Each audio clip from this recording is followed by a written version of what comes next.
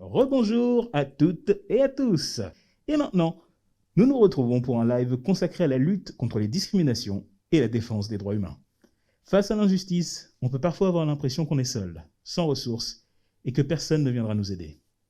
Les associations que nous allons vous présenter sont là pour pallier ce manque, afin que vous n'ayez jamais à affronter un traitement injuste sans quelqu'un derrière vous pour vous soutenir.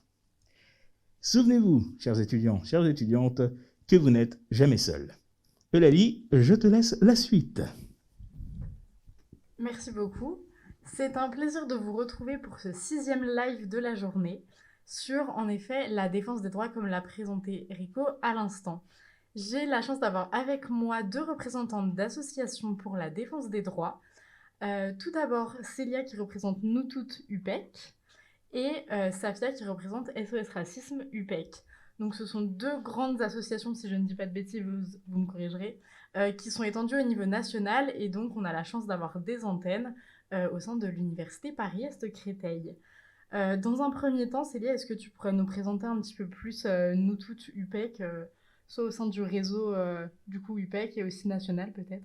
Oui, pas de souci. Bonjour.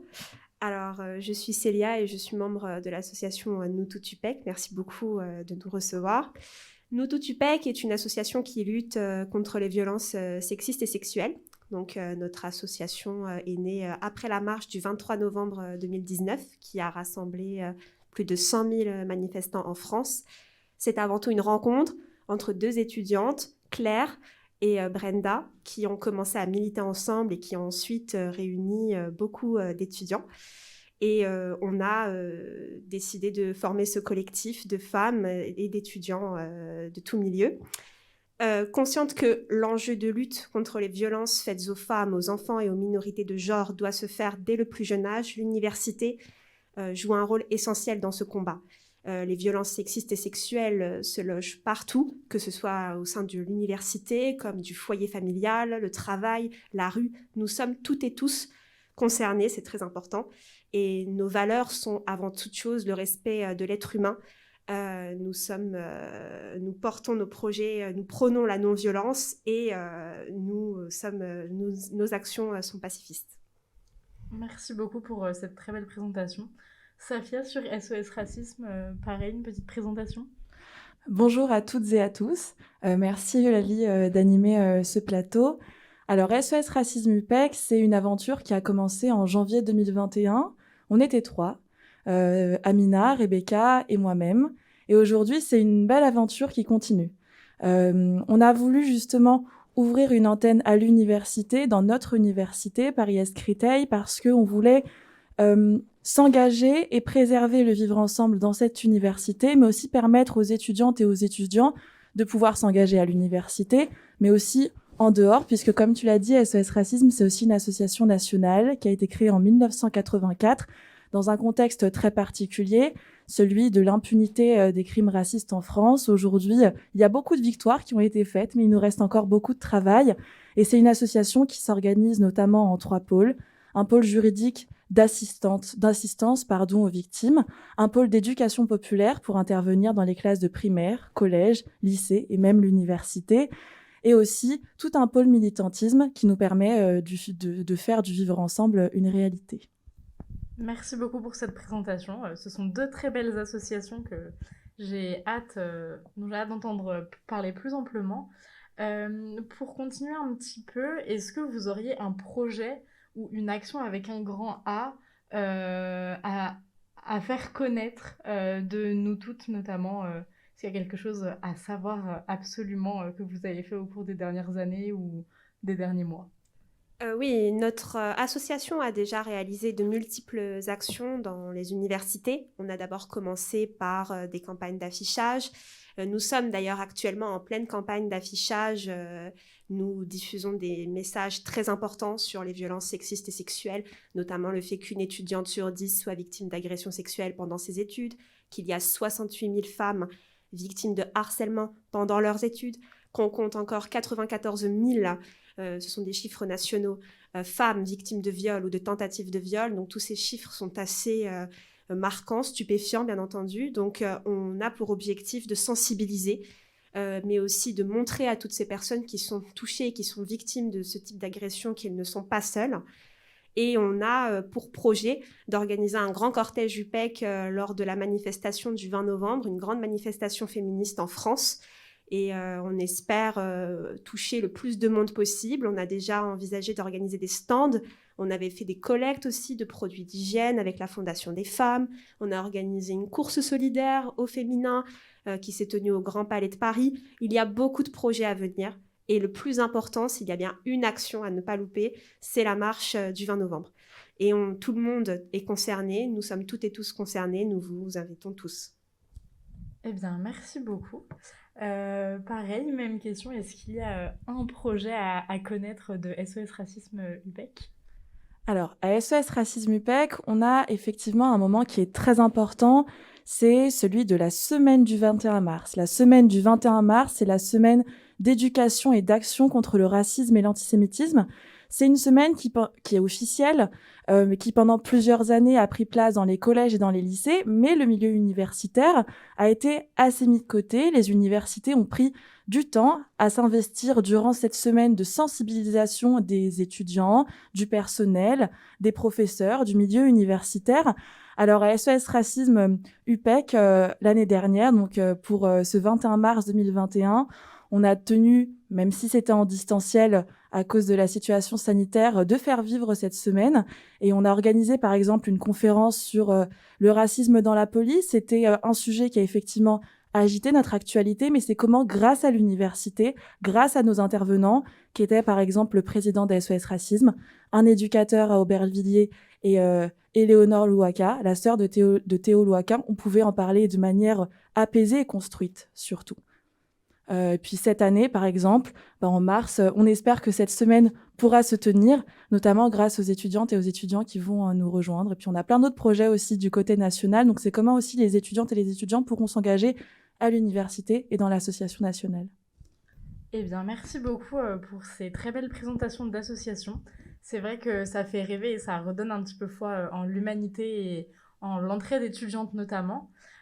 Pour rentrer un petit peu plus dans le vif du sujet, Célia, une première question déjà sur vos campagnes contre les violences sexistes et sexuelles, pardon. Comment est-ce qu'elles prennent forme? Où est-ce qu'elles ont déjà pu avoir lieu? Peut-être avec le Covid aussi, comment est-ce que vous avez pu adapter tout ça? Voilà, je te laisse répondre à tout ça. Merci. Alors, effectivement, avec la crise sanitaire que nous traversons actuellement, il a été difficile de mener à bien nos projets comme on l'aurait voulu. Mais on a quand même réussi à faire vivre nos réseaux sociaux. Et d'ailleurs, ça a bien commencé, ça a bien fonctionné avec notre page Instagram, NouTouTupec, que je vous invite à regarder si ça vous intéresse. On a également un site internet, noutotupec.com, qui regroupe toutes les informations nécessaires sur le harcèlement, les violences et où trouver de l'aide si vous en avez besoin. Puisque nous travaillons avec la cellule de l'université, nous travaillons avec beaucoup d'organismes et nous n'hésitons pas à orienter, à guider les victimes auprès de professionnels qui sont beaucoup plus à même de gérer la prise en charge de ce type de traumatisme. Et pour revenir aux actions à proprement parler, on a fait plusieurs lives Instagram avec des enseignantes, des étudiantes. On a fait aussi dans la rue des pochoirs de rue. On a tenu des stands. Là, actuellement, c'est plus facile de faire ce type de stands, d'actions de terrain. Ça va être beaucoup plus facile puisqu'on n'est plus vraiment en temps de premier confinement. Et on va continuer sur cette lancée avec nos réseaux sociaux, nos quiz sur les violences sexistes et sexuelles, nos posts Instagram pour partager plus de contenu et intéresser encore plus les étudiants et étudiantes. Eh bien, merci beaucoup. On a hâte, en tout cas, de vous voir en violet sur les différents campus de l'UPEC. Et du coup, je me permets un peu de te retourner la question aussi par rapport à SOS Racisme, pardon. Avec le confinement aussi, c'est sûr que ça n'a pas dû faciliter la tâche, surtout pour une jeune association comme la vôtre. Donc, est-ce que tout s'est quand même bien passé? Vous avez quand même pu faire de beaux projets, je suppose? Je rejoins Célia, justement. C'est vrai que ça fait énormément de bien de retrouver de la sociabilité étudiante. Et je tiens quand même à rendre hommage aux associations étudiantes de l'UPEC, parce qu'en fait, on a quand même réussi à entretenir du lien. Et je pense que ça a sauvé quand même nombre de nos étudiants. Effectivement, c'est passé par les réseaux sociaux. Vous pouvez aussi nous retrouver sur les réseaux sociaux, notamment sur Instagram, sosracisme.upec, si je ne m'abuse. Bon, c'est peut-être pas ça, je suis un peu nulle avec les réseaux sociaux, mais c'est pas très grave. De toute façon, vous arriverez à nous trouver facilement. Et on a eu effectivement, donc, comme je vous l'ai dit, cette semaine d'éducation contre le racisme qui a pu se tenir en distanciel avec 60 personnes sur Zoom. C'est quand même pas mal quand on sait qu'on était beaucoup derrière nos écrans et que ça avait parfois quelque chose d'un peu démotivant. Donc, on espère reprendre toute cette vie étudiante et associative en présentiel puisque de belles choses nous attendent. J'ai parlé de la semaine d'éducation et d'action contre le racisme en mars 2022, mais entre-temps, à SOS Racisme National, par exemple, on a un beau projet qui s'appelle Salam, Shalom, Salut. Et nous, à SOS Racisme UPEC, on aimerait accueillir ce projet. En fait, c'est un groupe de jeunes qui fait un tour de France et qui voudraient nous parler de leurs revendications, de leur volonté de vivre ensemble, peu importe leurs origines. On espère pouvoir les accueillir dans notre fac avec justement un mélange entre les étudiantes et les étudiants de Créteil et la jeunesse de Créteil également. Merci beaucoup pour vos réponses à ces questions et les beaux projets que vous portez toutes deux dans vos associations.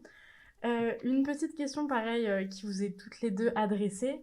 Vous avez de très beaux engagements, il faut quand même le souligner. Mais j'imagine que des fois, être association étudiante, ça ne peut pas forcément toujours suffire. Peut-être que l'université pourrait aussi avoir un rôle à jouer. Est-ce que vous avez, par exemple, des espèces de collaborations avec certains services de l'université ou peut-être même des antennes ailleurs qui permettent de vous aider, vous soutenir sur différents projets, peut-être d'un point de vue aussi un petit peu financier. Je ne sais pas si il y a des choses par rapport à ça qui sont mises en place. Nous, tout UPEC travaille avec beaucoup de professionnels. Nous travaillons avec la cellule de l'université pour avancer la mise en sécurité des victimes et travailler aussi avec tout ce qu'il y a encore à mettre en place au sein de l'université pour former davantage les personnels, enseignants, administratifs qui sont en contact avec les victimes. C'est ce qui est très important aujourd'hui. On apporte une écoute et nos membres, encore une fois, n'hésitent pas à guider les victimes vers des professionnels qui sont adaptés à la prise en charge de toutes sortes de traumatismes.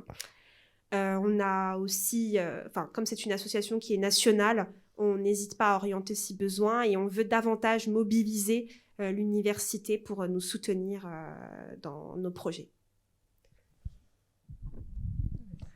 Alors du coup, je vais répondre à la même question. Alors, étant donné qu'on est une jeune association qui est née en janvier 2021, la question des services avec l'université, des acteurs, etc., c'est quelque chose qui se met en place en fur et à mesure et on est sûr que cette rentrée elle pourra beaucoup nous aider, notamment parce qu'on aimerait que SOS Racisme UPEC puisse s'investir avec l'université dans la mise en place de permanences juridiques. SOS Racisme National en dispose. Donc, ça va par exemple être des étudiants en droit qui pourront être formés par le pôle juridique de SOS Racisme pour pouvoir aider l'université à maintenir ces permanences lorsque des étudiants, des professeurs, du personnel sont victimes de violences, d'insultes, d'agressions racistes. Merci beaucoup pour vos réponses et en effet tout ce que vous avez prévu de faire, que ce soit donc avec l'université ou des partenaires extérieurs. Petite question aussi, c'est vrai que j'ai la chance de pouvoir généraliser mes questions à vos deux associations.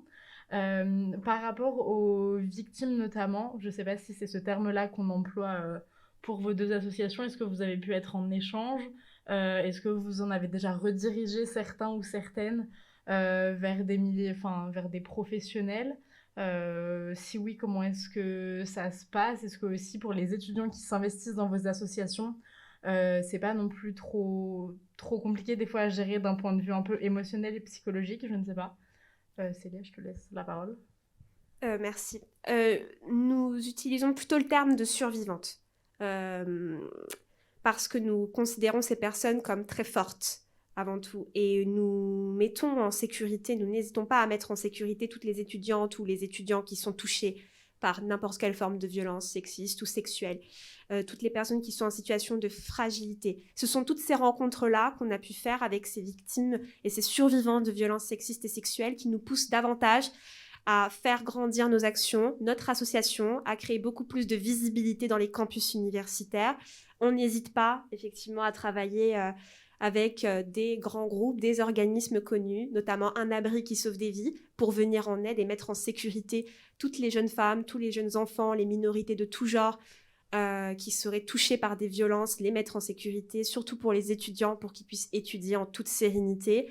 On a un certain nombre d'organismes qui travaillent avec nous parce qu'encore une fois, nous sommes un collectif d'étudiants, donc nous ne pouvons pas forcément gérer cette charge émotionnelle, trouver les bons mots.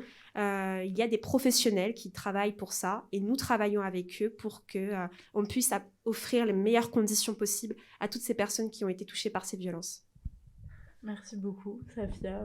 Peut-être quelque chose à ajouter? Je rejoins totalement Célia dans le sens où, en tant qu'association étudiante, en tant que plateforme étudiante, on a le rôle de faire bien. En fait, on a un objectif de résultat qui nous impose de réorienter vers les bonnes personnes lorsqu'on n'est pas capable. On ne peut pas savoir tout faire lorsqu'on est étudiant et c'est normal. SOS Racisme UPEC, voilà, on a ce projet à long terme de permanence juridique, mais avant, ça impose de la formation, ça impose du temps.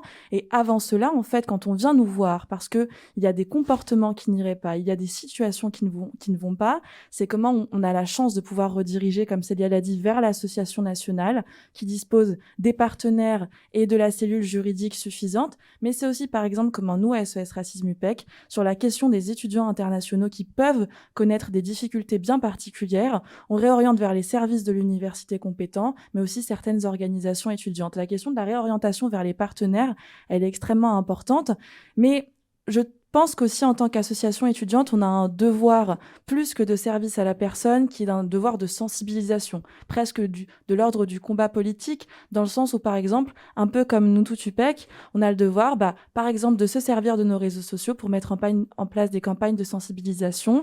Et l'année dernière, notre campagne de sensibilisation, c'était par exemple des étudiantes et des étudiants qui nous envoyaient leurs témoignages d'expériences racistes. Ça peut être choquant, mais le but, c'est évidemment de choquer et de sensibiliser. Le but aussi, c'est que tout ce qu'on a fait sur le terrain puisse avoir une portée, puisse résonner suffisamment pour toucher le plus de monde possible. On va prendre un exemple concret. Le Haut Conseil de l'égalité a dénoncé une forte tolérance aux violences sexuelles. L'environnement social et médiatique à ce jour fait le jeu de la stratégie de l'agresseur, puisqu'il va banaliser, il va excuser, voire justifier les agressions sexuelles et sexistes. Et il ne faut pas ça. Donc je rejoins parfaitement les actions communes à SOS Racisme. Toucher par des messages forts, c'est essentiel.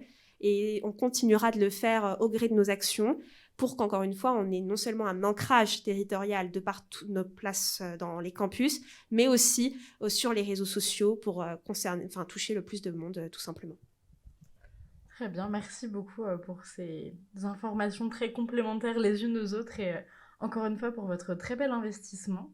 Petite question aussi pour nos spectateurs. Par rapport à votre militantisme, comment est-ce qu'on peut vous rejoindre? Qui peut vous rejoindre? Et en quoi est-ce qu'on peut vous aider si par exemple on a peur de ne pas avoir assez de temps avec les cours? Parce que j'imagine que c'est quelque chose qui prend énormément de temps de s'engager dans ce genre de cause. Donc voilà, est-ce qu'il y a un engagement qui peut être de l'ordre un peu plus du temporaire peut-être? Célia, je te laisse commencer. C'est une très bonne question. Tout le monde peut rejoindre notre association, puisque tout le monde est concerné par les violences sexistes et sexuelles notamment. Qui ne connaît pas dans son entourage au moins une personne qui a été victime d'au moins une violence sexiste et sexuelle? C'est un sujet qui nous touche tous malheureusement, et n'importe qui, étudiants, étudiantes, personnel administratif, enseignants, tout le monde est concerné, nous sommes toutes et tous concernés. Donc comment militer? C'est la première question. Comment se rendre utile? Il y en a qui vont ouvrir des petits comités dans les campus universitaires, mais aussi dans les lycées, parce que les violences sexistes et sexuelles commencent dès le plus jeune âge, malheureusement. Donc les lycéens et les lycéennes sont également concernés. Il y en a qui vont plutôt entretenir les pages sur les réseaux sociaux, sur nous tout UPEC. Vous êtes les bienvenus si vous proposez plus de contenu, vous souhaitez être sensibilisés sur d'autres sujets. Il n'y a pas de souci, nous sommes ouverts à toute proposition, toute forme ou force de proposition pour aider au maximum les autres. Il y a aussi des personnes qui vont plutôt faire des actions de terrain, tenir les stands, prendre la parole. C'est le cas aujourd'hui pour présenter notre association et j'en suis même très heureuse de pouvoir la présenter parce que j'aimerais vraiment de tout cœur qu'on soit très nombreux pour le cortège UPEC de la marche du 20 novembre. J'insiste sur cette date, mais elle est très importante. Donc, il y a plusieurs manières de militer. Il n'y a pas de bonne ou de mauvaise manière, tout en ayant un bon équilibre aussi avec la vie étudiante, parce qu'on n'oublie pas qu'on est étudiant aussi avant tout. Donc, n'importe quelle action, que ce soit un partage de posts ou que ce soit de la participation à des réunions ou à nos stands, nous aidera au mieux pour mener à bien tous nos projets. Merci beaucoup, Safia. Si tu veux ajouter quelque chose, je te laisse la parole. Je suis totalement d'accord avec nous tout UPEC, c'est-à-dire qu'on a besoin de monde, on a besoin de vous. Particulièrement sur la question du racisme, par exemple, lorsqu'on a tenu des tables militantes l'année dernière, j'avais des étudiants qui venaient me voir hésitants en me disant oui, mais moi je suis pas concernée par le racisme, j'en suis pas victime, est-ce que je peux militer avec vous ? Bien évidemment. En fait, que ce soit sur la question des violences sexistes et sexuelles ou que ce soit sur la question du racisme et de l'antisémitisme, tout le monde est concerné parce qu'en fait, on se projette ensemble vers une même société. Et on a besoin de vous toutes et tous. C'est très important parce que, par exemple, concernant le militantisme étudiant, on a aussi nos études à côté. Et en fait, plus on sera nombreux, plus ça nous permettra de pouvoir aller en cours, plus ça nous permettra d'être épanouis au sein de notre militantisme et au sein de notre vie étudiante. Et puis, effectivement, comme le disait Célia, toutes les compétences sont le bienvenu. Que ce soit la personne qui aime parler, qui aime aller vers les gens, que ce soit la personne qui a un talent organisationnel et qui aime bien être sur Excel à longueur de journée, que ce soit la personne qui aime tenir des tables militantes. Ça peut être plein de choses. Il n'y a pas besoin de talent particulier. Une personne qui peut être à l'aise sur les réseaux sociaux. L'important, c'est de nous rejoindre.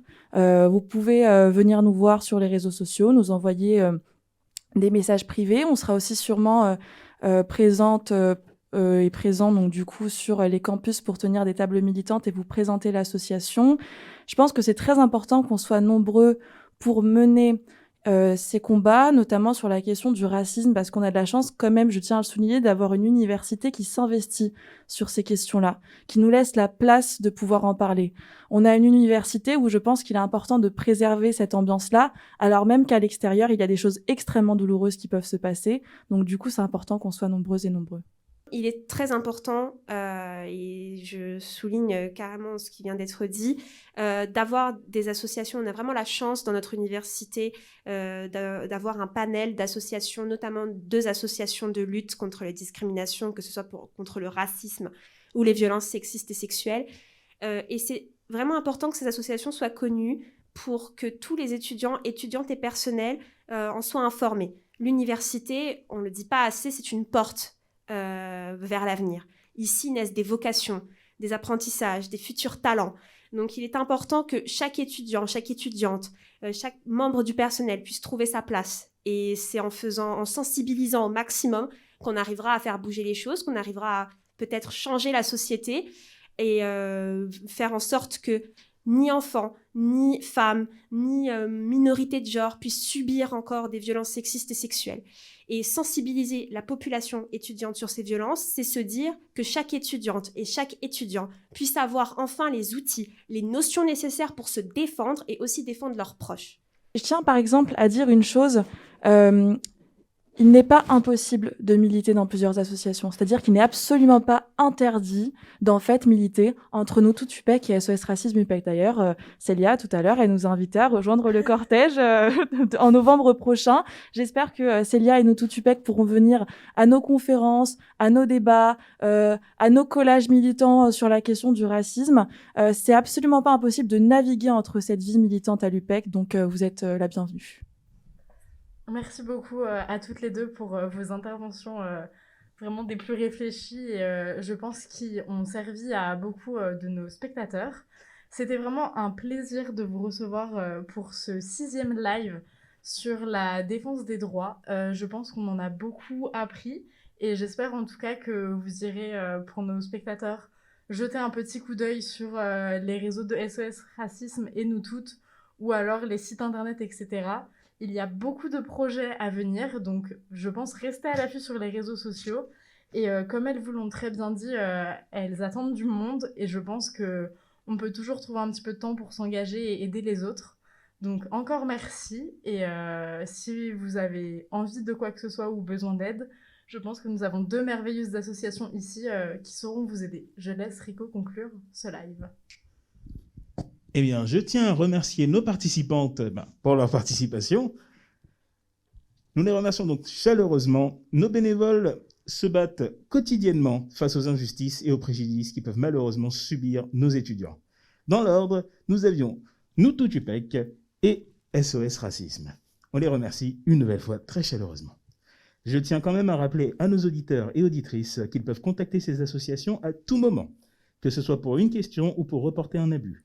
Vous trouverez un espace sécurisé et des personnes prêtes à vous aider sans condition. N'ayez plus peur de vous défendre.